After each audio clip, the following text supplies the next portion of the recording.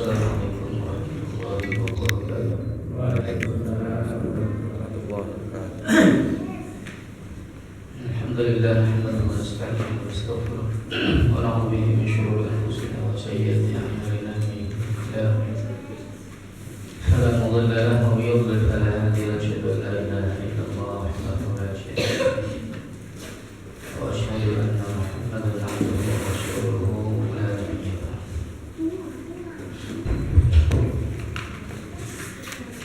Jamaah dimuliakan Allah Subhanahu wa taala. Alhamdulillah, kita bersyukur kepada Allah atas rahmat dan hidayah serta inayahnya kita bisa berkumpul melaksanakan sholat berjamaah dan sholat sunnah ba'diyah, dan kita akan duduk insyaallah sejenak sampai isya untuk talabul ilmi, untuk ilmu. Mudah-mudahan dengan ini Allah Subhanahu wa taala mengangkat derajat kita semuanya. Salawat dan salam kita sampaikan kepada Rasulullah sallallahu alaihi wasallam, suri tauladan umat, pembawa risalah kepada umat manusia. Dan karenanya kita minta kepada Allah, mudah-mudahan kita senantiasa menjadi orang-orang yang memperjuangkan risalahnya sampai akhir hayat. Amin.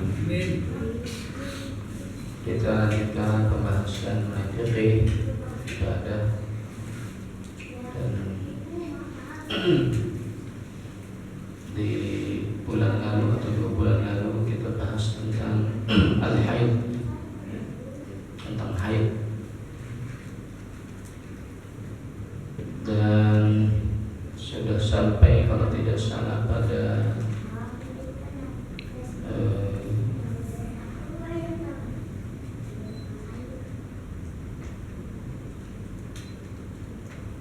waktu sampainya haid.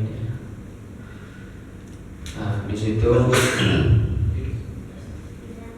di dalam kitab ini dijelaskan yu'raful bulugh bi umur.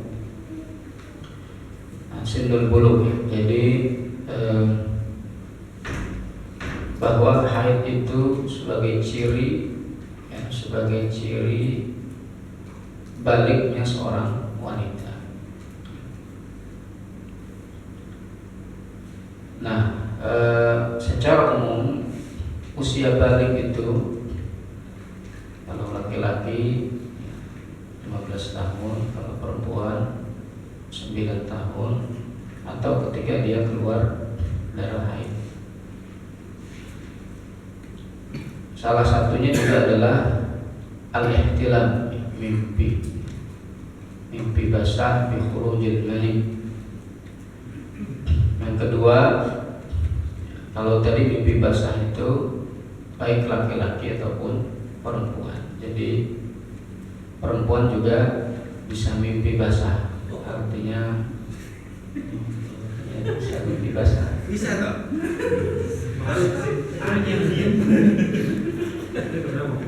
Nah, itu Tanyakan yang berlanjut. ada seorang sahabat yang bertanya kepada Rasulullah SAW, wahai Rasulullah, apa yang dilakukan oleh seorang wanita yang jika dia bermimpi idza hiya ihtalam? Kata Nabi, ya, iktasalat idza ra'atil ma'. Kalau tidak salah bunyi hadisnya seperti itu. Dan maqala sallallahu alaihi wasallam. Jadi, ya, apa yang dilakukan seorang wanita jika dia bermimpi basah? Kata Nabi, dia mandi kalau dia melihat air. Ya, melihat air itu maksudnya melihat cairan. Nah, jadi seorang wanita juga bisa mimpi basah, ya kan? Tidak hanya laki-laki. Umumnya memang laki-laki. Umumnya laki-laki. Yang kedua adalah ru'yatu dari haid, melihat apa? Darah haid untuk di wanita. والوقت الذي يمكن أن يحصل في الاحتلام أو الحد يكون قد تحقق البلوغ كالاستكمال huwa istikmal tis'i sinin qamariyyin bil umr. Jadi waktu biasanya ya seseorang itu mimpi basah atau haid ya, itu ketika sampai usia balik, umumnya 9 tahun qamariyah.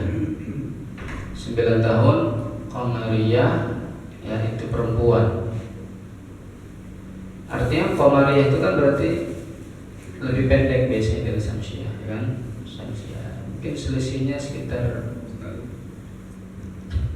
ya setahun itu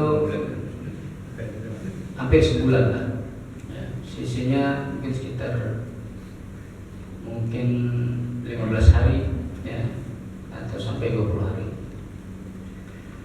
Nah jadi ya maka dia lebih pendek itu kan ya. Kalau tahun Syamsiah berarti 8 tahun ya. Ya. Kita 8 tahunan.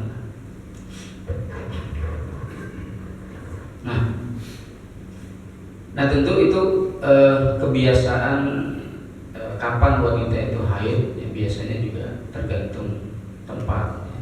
Ada yang satu negeri atau negara itu penduduknya ada yang cepat haid ya, usia baru berapa tahun misalnya sudah bongsor ya, sudah haid dan bisa juga perkembangan zaman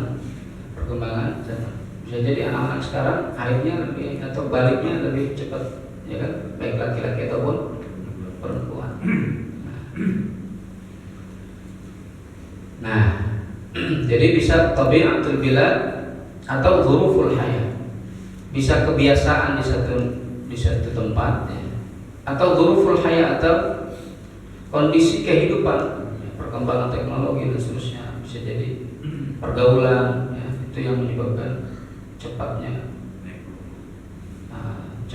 balik. Al-thalis yang ketiga, kalau laki-laki bistikmal al-khamisata asyar min umr, 15 tahun ya. Tadi berarti sama 15 tahun qamariyah ya. 15 tahun qamariyah itu idza lam yahsul al-ihtilam awil haid.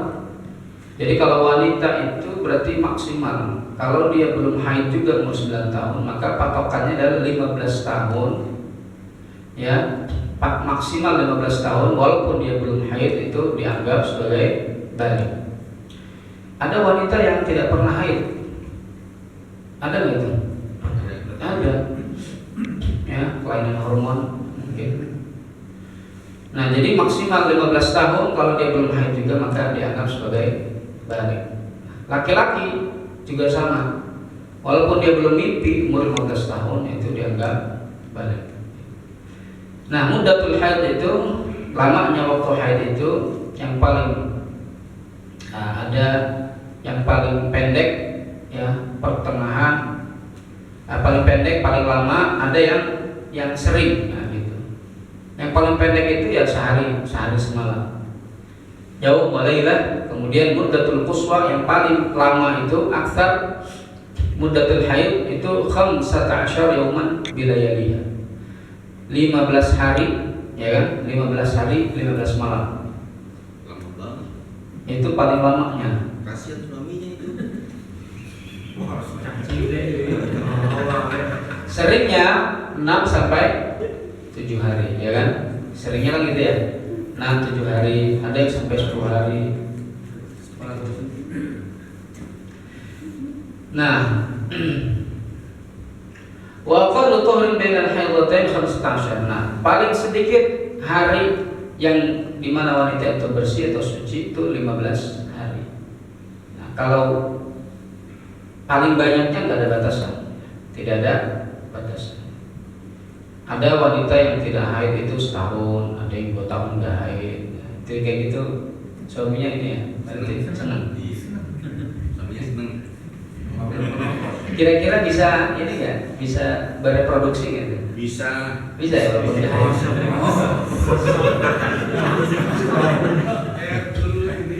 Atau tahunan tidak haid. Kayak guru biologi ya. Nah, Fa idza ra'atil mar'ah daman aqalla min muddatil haid. Kalau seorang wanita melihat darah lebih sedikit dari waktu haid, artinya kurang dari 1 hari 1 malam, ya. Misalnya setengah hari keluar darah. Aw ra'atid dam ba'da muddati aktsaril haid, atau dia melihat darah setelah waktu maksimal haid, artinya lebih dari 15 hari.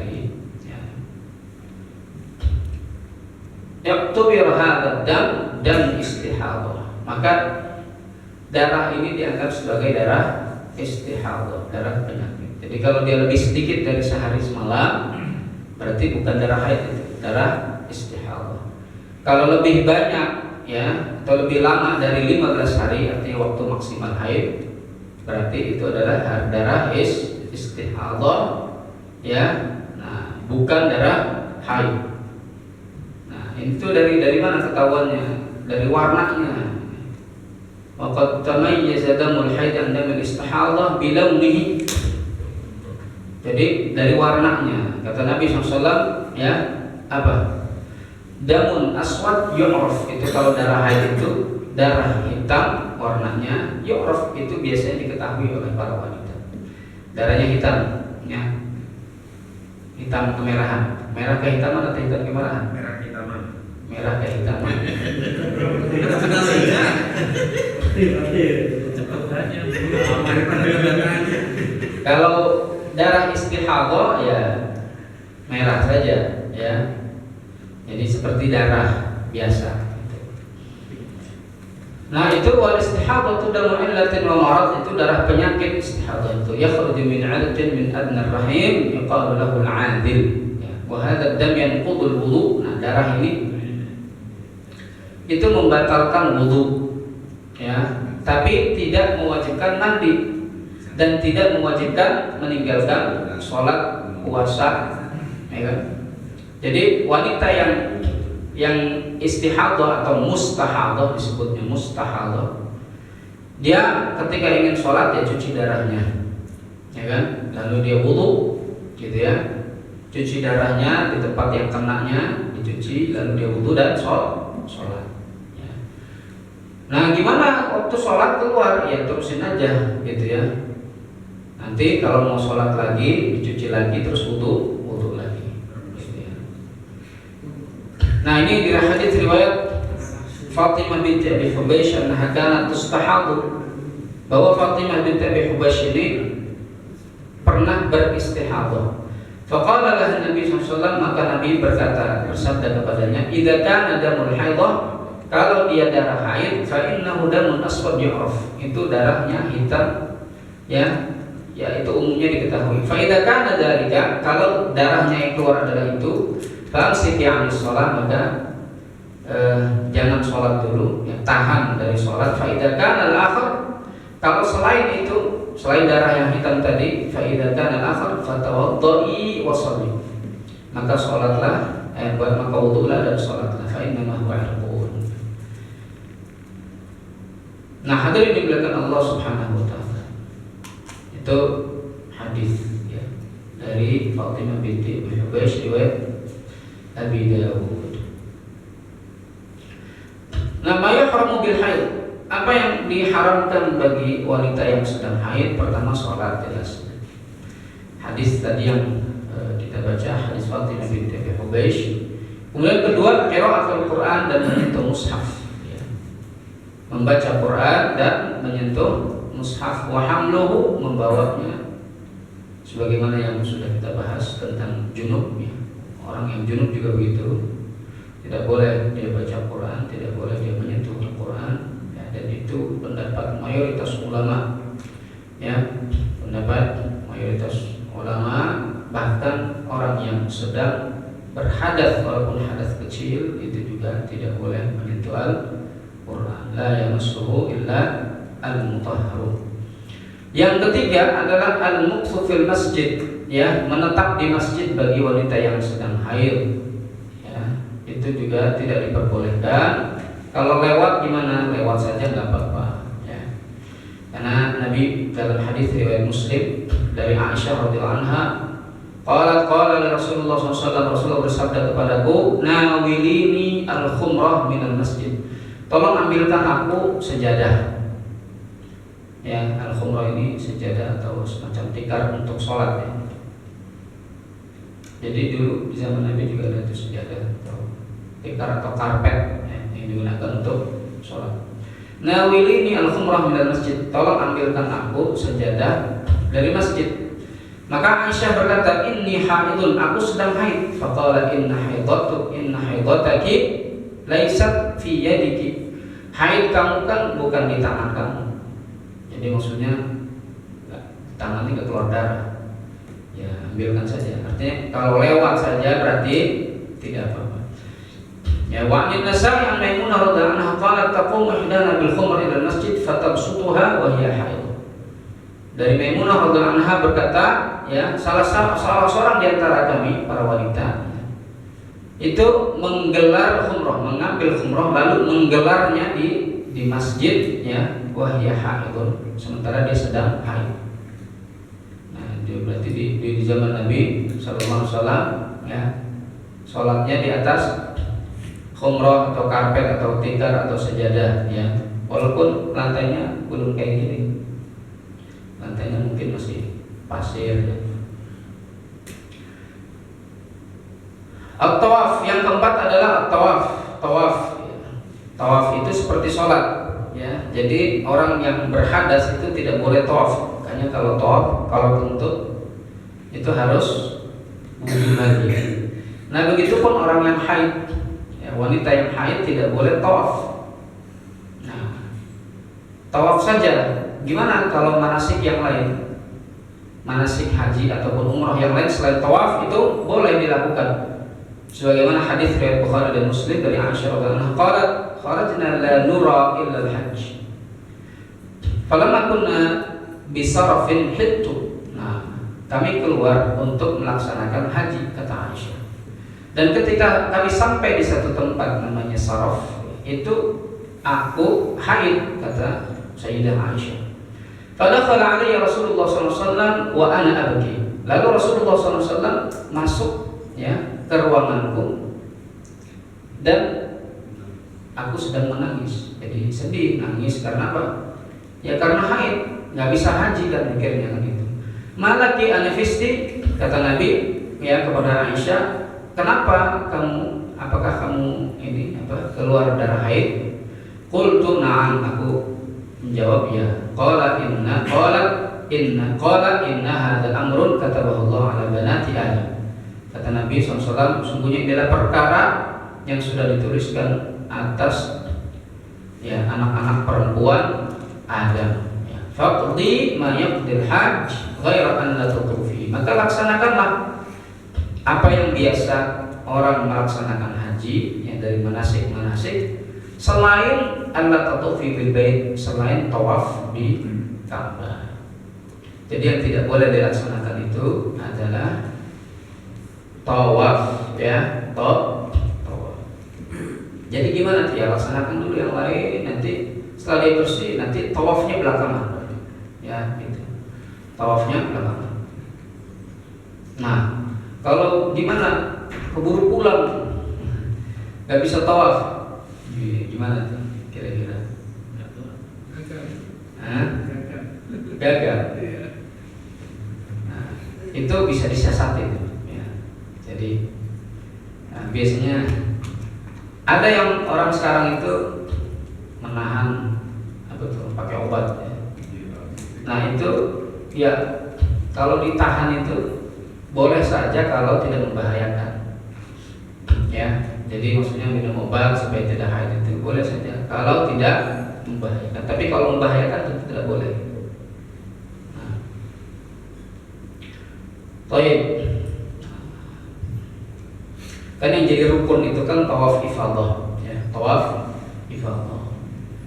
Nah itu memang masalahnya adalah kalau tawaf ifadahnya belum sempat dilaksanakan. Tapi biasanya waktu haji kita ini cukup lama ya, waktu haji jamaah haji kita ini cukup lama, baik yang plus ataupun yang reguler ya. Jadi itu masih bisa disiasati. Kalau haidnya kan insya Allah tidak akan, ya umumnya orang haid itu 10 hari lah maksimal gitu ya. Ya kalau 15 hari itu juga jarang-jarang ya. Baik.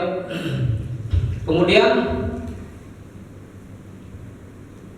nah sebagian ulama mengatakan melewati masjid itu ya, aburul masjid wal mururu fihi idza khafat talwith, kalau dia khawatir misalnya mengotori masjid. Zaman dulu ya nggak ada apa tuh pembalut ya. Kalau sekarang sih ada pembalut ya. Kira-kira ya bahkan mungkin apa namanya, duduk sebentar di masjid juga mungkin tidak akan mengotori ya, karena ada pengaman itu. Gitu ya. Tapi ini tentu untuk menjaga kesucian masjid. Jangan, tidak boleh berlama-lama. Kalau lewat saja atau mengambil sesuatu, ada menggelar karpet dan sejenisnya ya. Nah itu tidak apa-apa. Tapi kalau khawatir mengotori masjid ya, karena darah itu adalah najis, maka dia tidak boleh yang melakukan itu.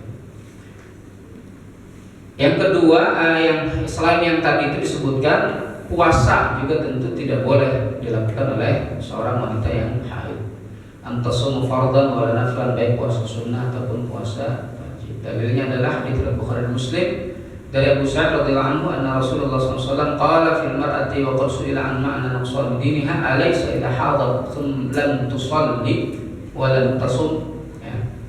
Jadi ini Nabi SAW bersabda kepada wanita ya, yang di mana Nabi SAW pada waktu itu ditanya tentang kurangnya agama perempuan itu, makna nuqsan ini. Jadi makna arti nuqsan din atau agama kurang bagi perempuan itu apa sih?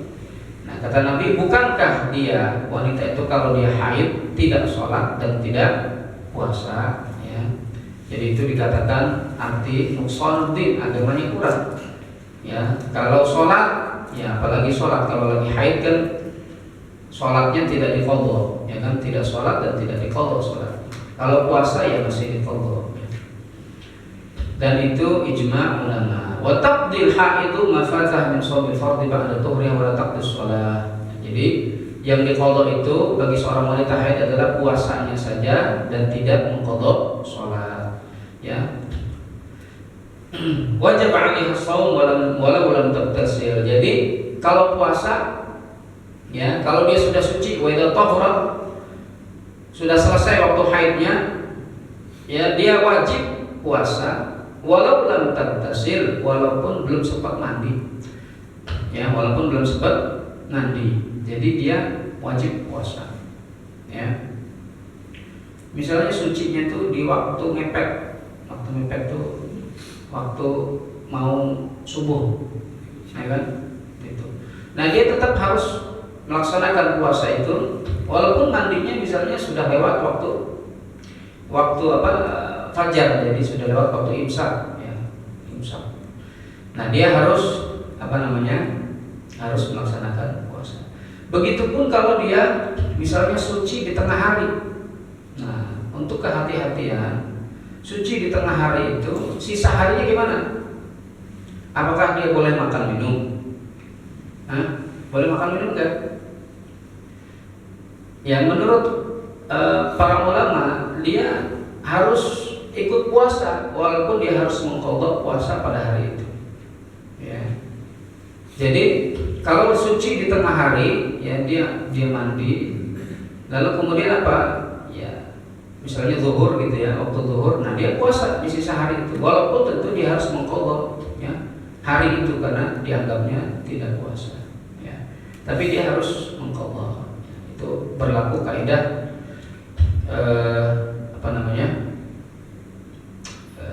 ma la yudraku kulluhu la yutraku julluh.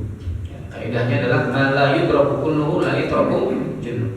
Apa yang tidak bisa dilakukan semuanya jangan juga ditinggalkan seluruhnya ya. Itu kan tidak bisa dilakukan semuanya karena apa? Karena dia haid. Ya kan, tapi dia bisa lakukan itu separuhnya, ya kan? Maka dia lakukan, jangan ditinggalkan seluruhnya. ya. Ma la yudraku kulluhu la yudraku julluhu. Kemudian yang berikutnya adalah ini hadis tadi ya tentang mengqadha puasa dan tidak mengqadha salat. Itu hadis riwayat Bukhari dan Muslim dari Mu'alah. Qalat sa'altu Aisyah radhiyallahu anha, aku bertanya kepada Aisyah radhiyallahu anha, faqultu ma balul haid taqdus shaum wa la taqdus shalah wa la taqdus shalah. Kenapa wanita haid itu hanya mengqadha puasa dan tidak mengqadha salat? Qalat ya, Aisyah mengatakan, "Kana yusibuna dzalika ma'a Rasulillah sallallahu alaihi wasallam." Dahulu kita juga begitu bersama Rasulullah sallallahu alaihi wasallam. Fanu'maru bi qada'is shaum. Lalu kami diperintahkan untuk mengqadha puasa, wa la nu'maru bi qada'is shalah, dan tidak diperintahkan untuk mengqadha salat, ya. Ya hikmahnya ya, la'alla hikmah bidzalika anna shalah taktsur fa yashq qada'uha bi khilafis shaum. Karena salat itu lebih lama. Jadi kalau dia diqadha ya itu agak merepotkan. Jadi makanya tidak wajib, tidak diperintahkan ya mengqadha salat, sementara puasa diperintah. Yang ketiga yang tidak boleh dilakukan, atau berikutnya yang tidak boleh dilakukan wanita haid itu adalah al-wad'u, al-jima' ya, jima' atau bersetubuh. Wal istimta' wal mubasyarah ma baina surah ila rukbah. Nah, itu termasuk istimta'. Istimta' itu ya itu menikmati laki perempuan ya, hidangan bukan makanan. Mubasyarah itu ya semacam mencium, bersenggama dan seterusnya antara surah, pusar dan lutut ya, jadi itu jauhi area itu. Kalau mau bersenggama, kalau mau bercengkrama atau bermesra-mesraan ya dengan istri yang sedang haid, jadi jauhi apa? Antara pusar dan lutut. Selain itu boleh nggak? Boleh ya. Selain itu boleh. Wa yas'alunaka 'anil mahid qul huwa adza. Dan mereka bertanya tentang haid, katakanlah haid itu adalah adza, penyakit. Fa'tazilun nisaa fil mahid. Maka jauhilah wanita ketika sedang haid. Wala taqrabuhunna, dan jangan dekati hatta yatuhurna, sampai mereka suci. Fa idza tatahharna, kalau mereka suci, fatuhunna min haitsu amarakumullah, maka datangilah ya sesuai yang diperintahkan Allah. Innallaha yuhibbut tawwabin wa yuhibbul mutatahhirin. Nah, kalau orang-orang ahlul kitab itu dulu kalau ada haid itu seperti diasingkan, buang dia jauh. Ya. Kalau di dalam Islam tentu tidak ya. Jadi i'tizalun nisa itu menjauhi wanita itu adalah antara rukbah, antara surah dan rukbah, sebagaimana dalam hadis ini, hadis riwayat Abu Dawud dari Abdullah bin Sa'ad, annahu sa'ala Nabi sallallahu alaihi wasallam ma yahallu li min imraati, apa yang dihalalkan bagiku dari istriku ya sementara dia sedang haid. Qala laka ma fawqa nizar, bagimu ya apa yang di atas sarung, sini di atas pusar ya kan, ma fawqa al-izar ya, jadi di atas sarung, jadi artinya di atas pusar itu boleh ya. Yang ketiga adalah al-wiladah. Al-wiladah itu ini ketiga yang mana nih? Nah, ini maksudnya adalah yang apa namanya? Tadi kita ini dalam konteks mandi ini ya. Kita kan ya dalam konteks mandi besar. Nah, melahirkan ini kalau misalnya ada seorang wanita yang melahirkan dan tidak keluar darah, misalnya ya, ada tidak keluar darah, wala yaqib khurujul walad. Jadi setelah keluar anak, bukan bersama anaknya, bukan bersama anak. Setelah keluar anak nggak keluar darah. Anaknya 12. Nggak ada keluar darah, nggak ada darah nifasnya. Anaknya udah 12. Udah habis. Udah lancar. Maka hukumnya gimana? Hukumnya adalah hukumul janabah. Hukumnya dihukumi sebagai junub. Ya. Karena anak itu hasil pertemuan antara ya sel telur wanita dan cairan sperma laki-laki, walaupun sudah bentuk anak gitu. Wala ikhtilaful hukum mahma ikhtalafatul haml mawdu', ya. Jadi itu nggak berbeda hukumnya walaupun misalnya normal ataupun sesar, ya kan? Ataupun ya macam-macam lah sekarang kelahiran itu kan. Ada yang di dalam kolam, ada yang apa sesar. Di dalam Ya, dalam kolam. Kalau berenang, ya. Nah, kalau dia tidak keluar darah, tetap dia dihukumi sebagai junub. Jadi artinya apa? Dia mandi besar. Nah, kalau keluar darah, dan itu umumnya ya, itu al-ghalib, ya umumnya yang kebanyakan ya wanita telah melahirkan keluar darah itu namanya darah nifas, ya, puasa sama nifasan. Nah, maka nifas itu adalah ad-damul kharij aqibal wiladah. Darah yang keluar setelah melahirkan. Kenapa dinamakan nifas? Nifas itu dari kata nafas. Nafas itu artinya jiwa.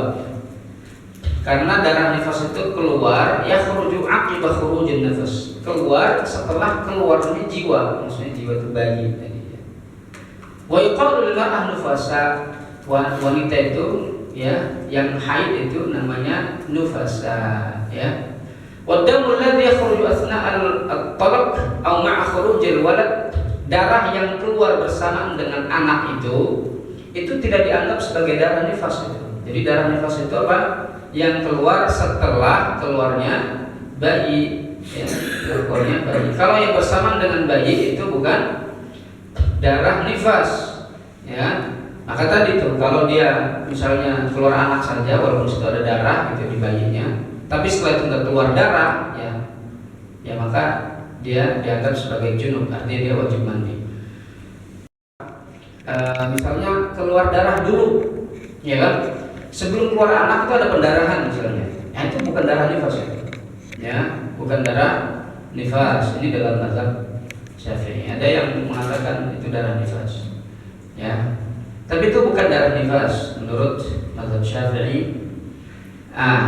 Kalau dia melihat darah ketika melahirkan atau sebelum melahirkan, ya kan, ada pendarahan itu tidak dianggap sebagai darah nifas. Itu darah mufasad, darah yang rusak, ya.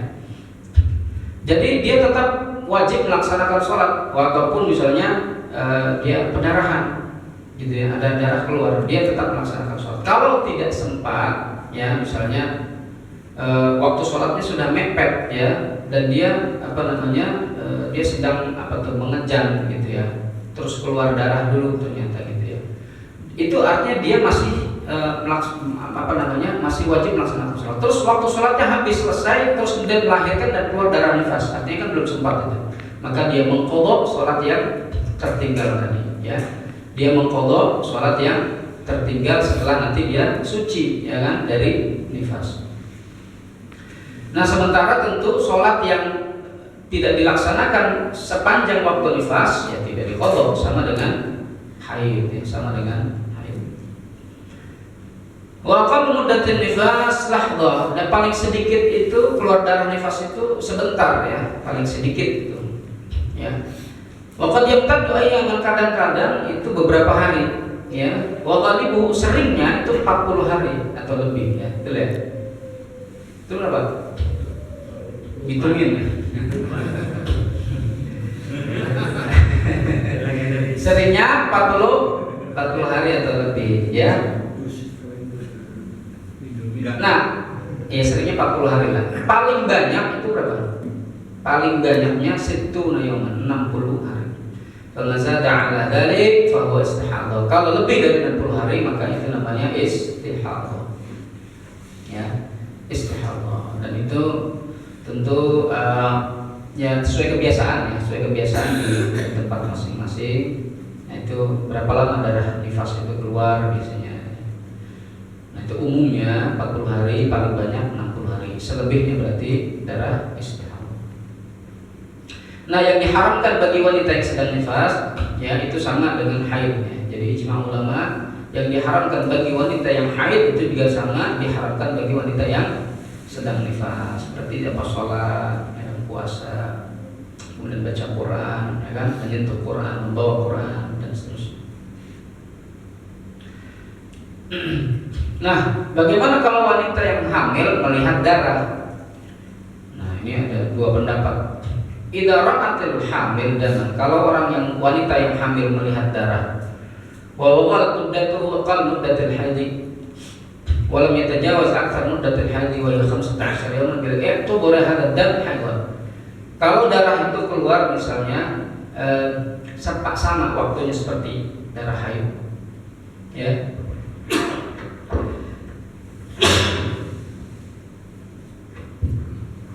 Paling sedikit sehari semalam, paling banyak 15 hari, ya, maka itu dianggap haid, ya, itu dianggap haid bagi sebagian ulama, ya, rada aneh juga tuh ya, haid, tapi bisa saja terjadi, ya, jadi artinya hamil tapi haid, ada pendapat begitu, ya umumnya, tapi tentu, ya, wakilah dalam satu pendapat ada mulai tarahul mar'ah al-hamil, darah yang dilihat oleh wanita yang sedang hamil itu adalah dam istihadah mutlaqan. Jadi menurut satu pendapat ini adalah itu secara mutlak darah istihadah, karena tidak mungkin, ya, wanita yang sedang hamil itu haid. Karena apa? Karena, ya, li'anna al-hamal yasuddu makhraj al-haid, karena kehamilan wanita itu apa? Menutup, ya, menutup tempat keluarnya darah haid. Karena darah haid itu kan darah yang keluar karena tidak dibuahi, ya. Betul ya? Sel telur yang tidak dibuahi, nah itu kemudian keluar menjadi haid. Tuh. Iya tuh. Makanya harus dibuahi terus biar tidak haid. Itu tuh. Sel telur yang tidak dibuahi itu namanya darah haid. Ya, keluar darah haid gitu. Nah, jadi kalau misalnya dia hamil, ya berarti, ya kan sel telurnya sedang dibuahi, ya, darahnya keluar dari mana?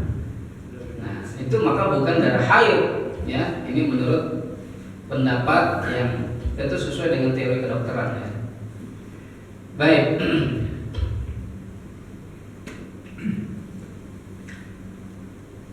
Muddatul hamil, berapa lama itu waktu hamil? Umumnya kan 9 bulan, ya. Paling sedikitnya itu 6 bulan. Sittatu ashhur. Itu diambil dari ayat, ya, Al-Qur'an.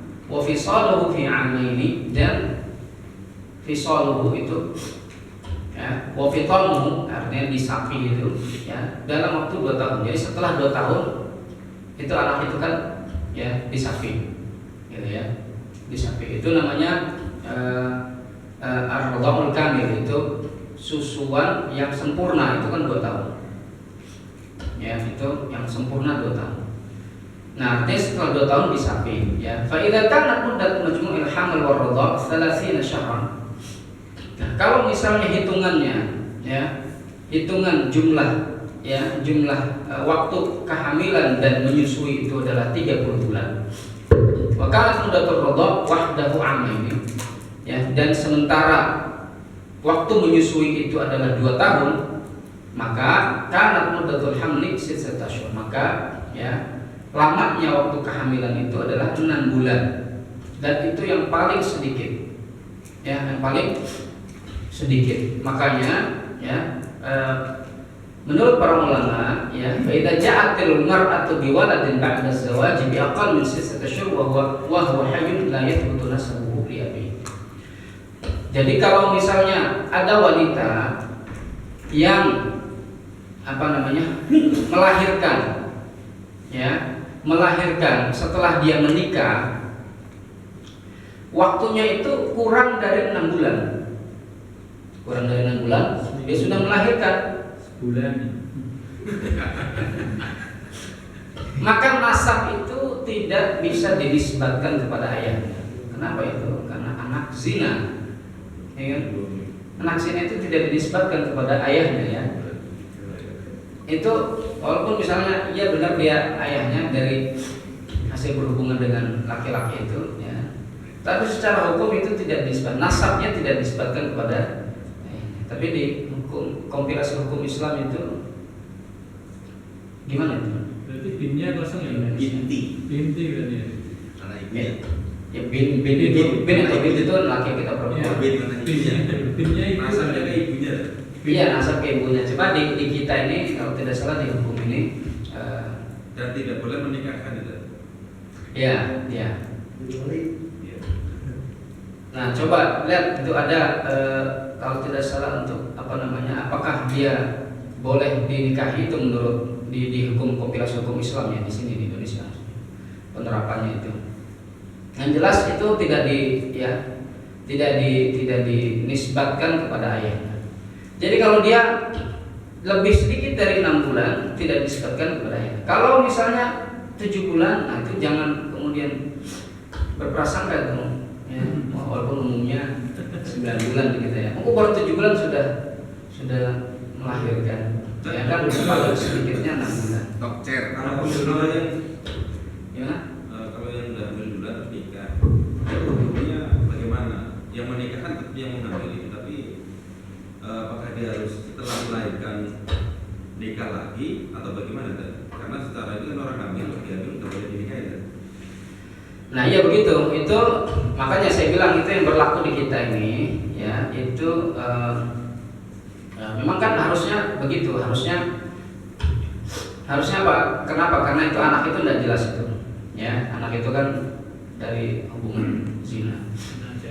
Nah itu para ulama mengatakan, ya tunggu dulu sampai kemudian dia melahirkan baru kemudian boleh dinikahi. Ya. Nah kalau di kita nanti coba kita lihat referensi yang lain ya, apa namanya tentang itu ya. Tapi waktunya pendek. Ada yang tanya lagi? Silahkan. Boleh saja. Betul. Apa nih? Yang pertama nanti masalah haid. Untuk masalah haid tadi kan dibahas tentang perempuan yang tidak boleh membawa Al-Quran ya. Lalu bagaimana dengan sekarang itu sifatnya kan zaman modern menggunakan aplikasi. Bagaimana dengan hukum seperti itu? Terus yang keduanya, bagaimana dia membaca Al-Quran dengan hafalannya, diperbolehkan atau tidak? Ya itu kita sudah pernah bahas itu ya. Jadi misalnya wanita yang sedang junub atau laki-laki sedang junub atau haid, ya wanita haid itu walaupun apa namanya membaca dengan dhahrul ghaib ya, terutama bagi junub dan haid. Kalau yang hadas kecil ya qiraah bi dhahril ghaib itu masih tidak apa-apa, artinya dengan suara. Tapi kalau yang haid dan kemudian nifas boleh menggunakan hafalannya, tapi ya itu tidak dengan tilawah jahar ya. Jadi dia boleh di dalam hati saja ya, amdah di qalbin. Jadi di dalam hati saja kalau mau dia tilawah. Kalau dia punya hafalan tilawah itu dalam hati ya tilawahnya. Jadi tidak perlu kemudian dia bersuara ya. Nah coba kita mau lihat ini nih, la yasihhu nikah. Hal yajuzu zawaj min imra'atin kanat tumarisu zina. Bolehkah menikahi wanita yang biasa berzina? La yasihhu nikahu zani hatta yatuba. Tidak sah nikah seorang zania, seorang wanita yang berzina ataupun laki-laki berzina sampai mereka taubat. Fa lam tatubil mar'a wal rajul lam yasihhu nikah. Kalau tidak taubat ya wanita itu ataupun laki-laki itu maka tidak sah nikah. Itu Allah mengatakan az-zani la yankihu illa zaniyatan aw musyrikah wa zaniyatu la yankihu illa zani aw musyrik wa hurrima dzalika 'ala al-mu'min. Seorang laki-laki pezina itu tidak menikahi kecuali wanita yang pezina atau wanita musyrik. Ya, dan perempuan pezina la yankihuha tidak dinikahi ya illa zani kecuali oleh pezina laki-laki atau musyrik atau orang-orang musyrik. Wa hurrima dzalika 'ala al-mu'min, dan itu diharamkan atas orang beriman. Jadi sebab nuzulnya ayat ini ya, ini hadis riwayat Abu Dawud bahwa Marsad bin Abi Marsad al-Ghanawi kana yahmilul asara di Makkah wa kana di Makkah baghiyun. Nah, dia membawa tawanan perang di Makkah. Dan di Makkah itu dulu ada bagi itu semacam apa? Dermo, dermo. Yuqalu laha anak. Ya. Bagi di sini bukan dermonya, ininya apa namanya? Wanita pezinanya. Disebut anak, wa kanat sadiqatahu. Nah, itu dia si anak ini dulu temannya Marsad al-Ghanawi. Teman maksudnya mungkin pernah naksir-naksiran ya zaman jahiliyahnya. Qala jitu ila Nabi sallallahu alaihi wasallam, aku datang kepada Rasulullah sallallahu alaihi wasallam. Faqultu ya Rasulullah, ankih anak, apakah aku boleh menikahi anak? Si anak ini kan namanya anak, dulu tukang zina ya. Qala fasakatan, lalu Nabi diam, tidak menjawab. Ya, kalau Nabi diam tidak jawab itu artinya belum ada jawaban. Fanazalat, maka kemudian turun ayat wazaniyatu la yankihuha illa zanin musyrik. Wanita pezina itu tidak boleh dinikahi kecuali oleh pezina, ya, laki-laki ataupun orang musyrik. Fada'ani faqara'aha alayhi wa qala la tankihha. Ya, kata Nabi, jangan kamu nikahi dia, ya. Nah, ini dalil bahwa tidak boleh seseorang menikahi ya biman dhahara min zina, yang itu nampak ya perbuatan zina padanya. Misalnya dia dulunya pezina, itu tidak boleh dinikahi. Nah, kalau sama-sama pezina menikah gitu ya, ya kalau tentu kalau dia sudah bertaubat, ya kan. Nah, ini sah apa namanya pernikahannya. Kalau belum, tidak sah pernikahannya sebagaimana dijelaskan. Ini penjelasannya agak panjang. Nanti mungkin di lain waktu insyaallah tentang ini kita akan bahas insyaallah. Jazakumullah khairan. Sudah saya. Kita tutup dengan